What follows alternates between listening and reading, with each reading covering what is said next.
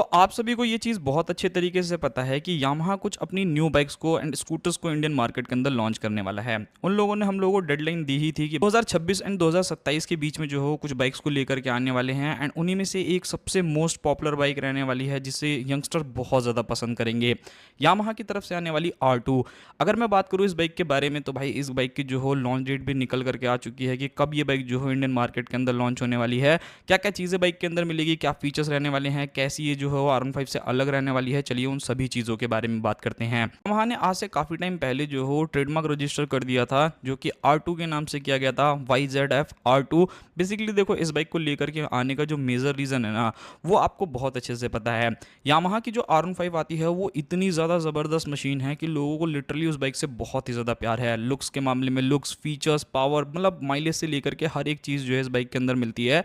But कुछ लोग जो है वो काफ़ी ज़्यादा इस बाइक को क्रिटिसाइज करते हैं कि 155 सीसी की बाइक है बट इस बाइक के अंदर पावर जो है वो उतना ज़्यादा अच्छा नहीं निकल करके आता। एंड मे बी शायद यही चीज़ जो है यामाहा को हिट कर गई हो। वैसे तो मैंने यामाहा को अभी तक जितना भी ऑब्जर्व किया है तो यही चीज़ समझ में आती है कि यामाहा अपने कस्टमर्स का ख्याल बहुत ज़्यादा रखता है। फिर चाहे वो R15 V3 से अपग्रेड करके R15 V4 को लेकर के आना हो, USD सस्पेंशन जैसी चीज़ें, हेडलाइट जैसी चीज़ें, भाई हर एक छोटी से छोटी चीज़ पे यामाहा ने बहुत अच्छे तरीके से फोकस किया था। एंड इस बाइक को जो हो इंडियन मार्केट के अंदर हो सकता है कि 27 अगस्त को जो हो लॉन्च कर दिया जाए। मतलब यहाँ पर मैं आप लोगों के लिए कुछ फोटोज इमेजेस लगा दूंगा, आप चेकआउट कर सकते हो। बिकॉज काफ़ी लोगों को जो हो इन्वाइट्स आए हैं, मतलब लॉन्च इवेंट जो होता है या फिर मीडिया इवेंट होता है, 27 अगस्त को जो है ये बाइक आप लोगों को इंडियन मार्केट के अंदर देखने को मिल सकती है, जो कि एक बहुत ही ज़्यादा ज़बरदस्त चीज़ है। एक चीज़ मुझे और ज़्यादा अच्छी लगती है कि यामाहा को अगर आप देखोगे ना, मोस्टली भाई जैसे इन बाइक्स के ट्रेडमार्क रजिस्टर्ड होते हैं ना, तो भाई यामाहा जो है वो इससे पहले स्पाई शॉट्स और बाकी सारी चीज़ें है उससे पहले ही अपनी बाइक को लॉन्च कर देता है। एंड ये चीज़ मुझे काफ़ी बढ़िया लगती है कि कस्टमर्स को बहुत ज़्यादा वेट नहीं करना पड़ता।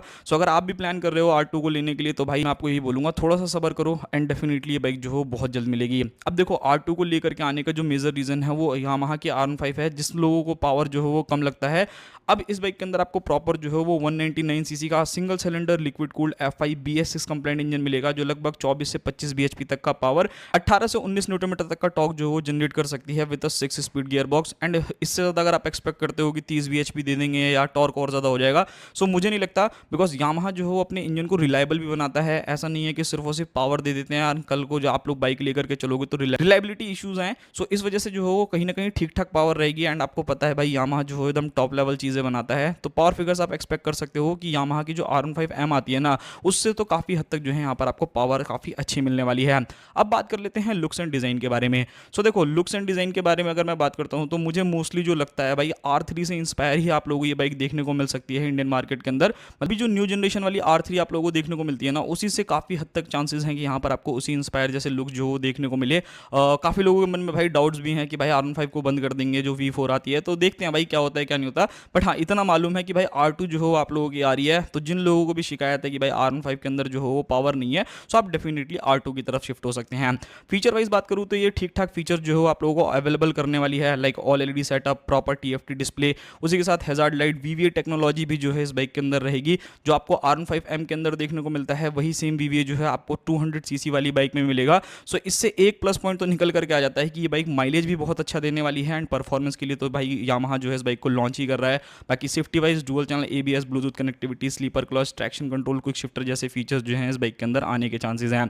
अब बात कर लेते हैं इस बाइक के टायर, ब्रेक एंड सस्पेंशन के बारे में। यहाँ पर अगर मैं टायर्स के बारे में बात करूँ तो देखो R15 जो आती है उसके अंदर आप लोगों को जो है 100 सेक्शन एंड 140 सेक्शन का टायर मिलता है। सो यहाँ पर बहुत ज़्यादा अपग्रेडेशन अगर आप एक्सपेक्ट करके चल रहे हो, देखो यामाहा है भाई कर भी सकता है, बट मुझे ऐसा लगता है कि जब वो अपनी R3 के अंदर ये टायर साइज दे रहे हैं तो मोस्टली ये हो सकता है कि R2 के अंदर भी आप लोगों को यही टायर साइज देखने को मिले कि फ्रंट के अंदर आपको 110, 70, 17 इंच के टायर दिए जाए एंड 140, 60, 70 इंच के जो हो रियर टायर जो हो दिए जाए। मे भी हो सकता है कि थोड़े से और अपग्रेडेड टायर होंगे तो और ज़्यादा बेहतरीन चीज़ हम लोगों के लिए रहेगी। बाकी ब्रेकिंग के बारे में बात करूँ तो लगभग 298 mm की फ्रंट में डिस्क मिलेगी एंड 220 mm की जो हो रियर डिस्क रहने वाली है। सस्पेंशन के बारे में बात करूँ तो USD suspension and monoshock absorbers जो है वो इस बाइक के अंदर आने वाले हैं। सो ये सारी चीज़ें जो हो ठीक है। अब कहीं ना कहीं आप इंडियन मार्केट के अंदर कह सकते हो कि एक कॉम्पिटिशन जो हो वो डेफिनेटली आ रहा है RS 200 के लिए, RC 200 के लिए एंड करिश्मा 210 जो आती है USD सस्पेंशन वाली, उस बाइक से डायरेक्ट कॉम्पिटिशन करेगी।